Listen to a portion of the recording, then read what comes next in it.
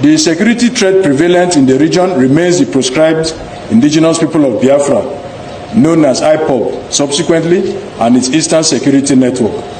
Crimes and other criminal activities have significantly decreased during the year following troops' intensified operations across the southeastern states, as well as the recent court rulings against their leader, Simon Ekpa, who was jailed by the government of the Republic of Finland, and Nnamdi Kanu in Abuja.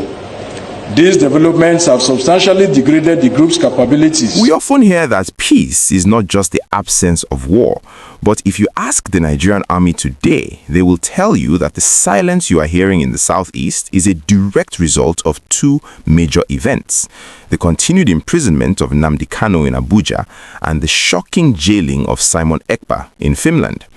The headline you saw is not just a claim, it is the official verdict from the defense headquarters as we step into this new year. The military is effectively beating its chest, declaring that they have degraded the capabilities of IPOB and the ESN to the point where the region is finally breathing again. But is this the true picture on the ground, or is it just a temporary calm before another storm? We're going to go behind the scenes of this massive security report released just hours ago. We will break down exactly what the Director of Defense Media Operations said about how the incarceration of these two figures has paralyzed the command structure of the agitators. We will look at the specifics of Simon Ekpa's situation in Finland, something that changed the game in late 2025, and we will ask the hard question. If the leaders are locked up, why are we still seeing pockets of kidnapping and unknown gunmen activities? If you want to know the truth about the security situation in Igbo land beyond the official press releases, please do me a massive favor and smash that like button right now. It helps us break through the algorithm to reach more Nigerians who deserve to know the truth. And if you are not yet a subscriber, click that subscribe button and turn on the notification bell. You need to be here as we analyze what this means for the 2027 political cycle. Let's get into the details of this declaration. The statement comes directly from the Military High Command, specifically addressing the successes of Operation UDO KA in the southeast. According to the Army, the security landscape has significantly improved over the last 12 months. They are attributing this success not just to the boots on the ground, but directly to the leadership vacuum created by the detention of Nnamdi Kanu and the neutralizing of Simon Ekpa. The military spokesman stated clearly that the criminal elements who used to terrorize the region with enforced sit-at-home orders have been left confused and without direction. They claim that the command and control center of the agitation has been broken. You have to remember how we got here. For years, Simon Ekpa was the voice backing orders from the safety of Finland, declaring lockdowns that crippled the economy of the southeast. But following his arrest and subsequent jailing by the Finnish government in late 2025, a move that came after intense diplomatic pressure and undeniable evidence of inciting terrorism, the frequency of those violent orders has dropped.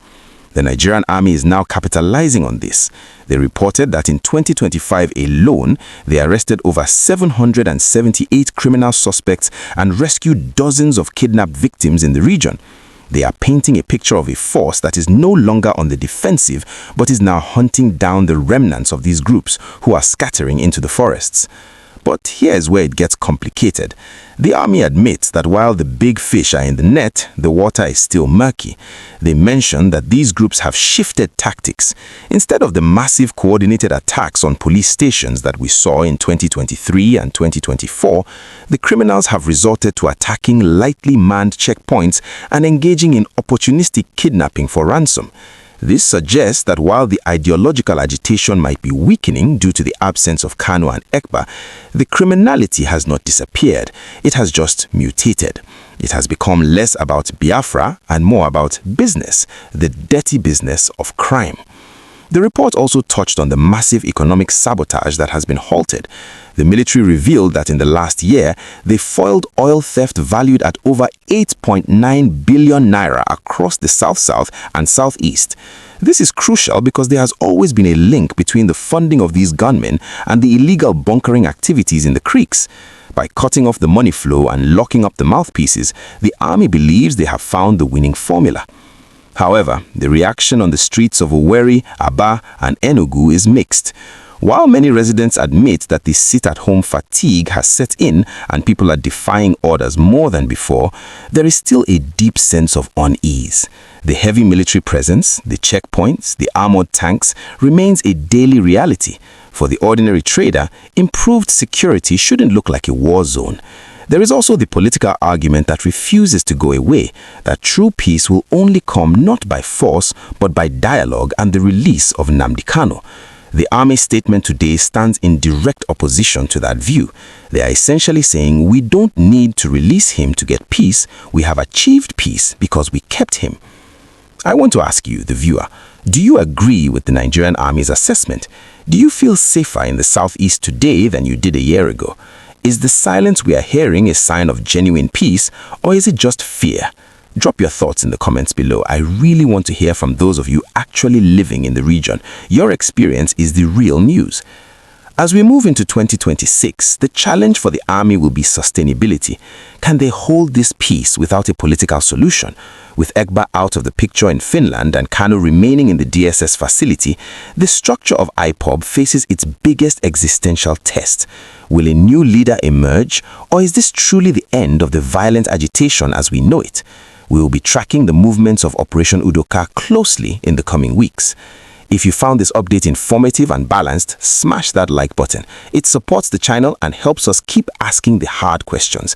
And if you are not yet a subscriber, click that subscribe button and turn on the notification bell. You need to be here as we analyze what this means for the 2027 political cycle. Stay safe, stay vigilant, and let's pray for a peace that is not just silence, but true freedom.